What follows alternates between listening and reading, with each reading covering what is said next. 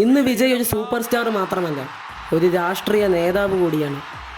പക്ഷേ അദ്ദേഹം രാഷ്ട്രീയത്തിലേക്ക് വരുന്നതിന് മുമ്പ് ചെയ്തൊരു കാര്യമുണ്ടായിരുന്നു. അതാണ് അദ്ദേഹത്തെ ലക്ഷക്കണക്കിന് ആളുകളിലേക്ക് എത്തിച്ചത്.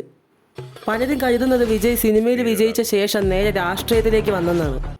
പക്ഷെ സത്യം അതല്ല.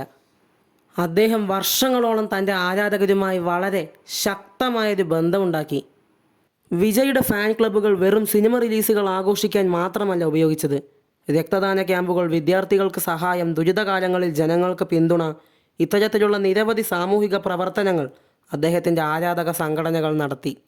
അതിനാലാണ് ആളുകൾ വിജയിയെ ഒരു നടനായി മാത്രമല്ല, സമൂഹത്തിൽ സ്വാധീനമുള്ളൊരു വ്യക്തിയായും കാണാൻ തുടങ്ങിയത്.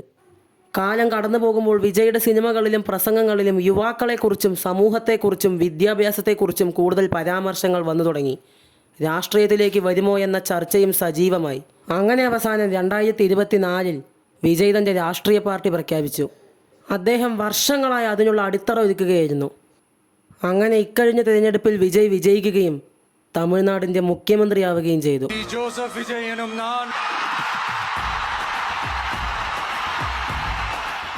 അപ്പോൾ രാഷ്ട്രീയത്തിലേക്ക് വരുന്നതിന് മുമ്പ് വിജയ് ചെയ്ത ഏറ്റവും വലിയ കാര്യം ഒരു പാർട്ടി ഉണ്ടാക്കിയതല്ല, ജനങ്ങളുടെ മനസ്സിലൊരു സ്ഥാനം നേടിയതായിരുന്നു. കാരണം നമുക്കൊരു പാർട്ടി ഒരു ദിവസം കൊണ്ട് ഉണ്ടാക്കാൻ പറ്റും. പക്ഷെ ലക്ഷക്കണക്കിന് ജനങ്ങളുടെ വിശ്വാസം, അത് നേടാൻ വർഷങ്ങൾ വേണ്ടിവരും. ആ വിശ്വാസമാണ് ഇന്ന് വിജയിയെ മുഖ്യമന്ത്രി പദം വരെ കൊണ്ടെത്തിച്ചത്.